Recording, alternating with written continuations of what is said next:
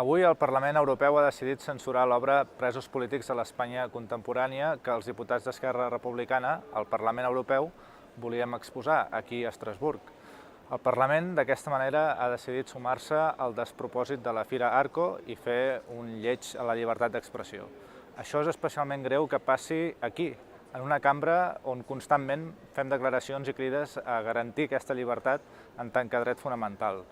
Una vegada més, les institucions europees són molt vehements defensant els drets fonamentals fora de la Unió Europea, però s'obliden de defensar-los amb la mateixa contundència dins de les seves fronteres. Estic segur que si hagués demanat fer una exposició sobre persones empresonades per motius polítics a Rússia o a Turquia, no hagués tingut cap problema. Per censurar l'obra s'han basat en un article del reglament que regula aquest tipus d'exposicions.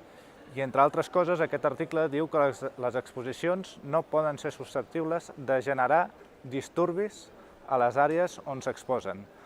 Vaja, que resulta que ara l'art pot generar disturbis al Parlament Europeu. Tot plegat és molt esperpèntic.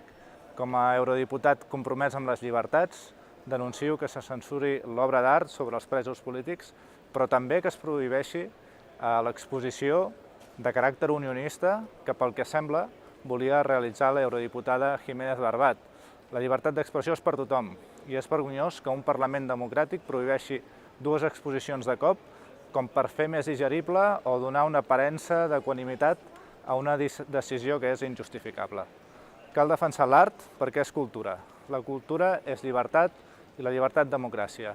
I als parlaments la llibertat i la democràcia es practiquen, no es limiten ni es censuren. Em sap greu que amb aquesta decisió els qui l'han pres posin en entredit la imatge del nostre Parlament Europeu.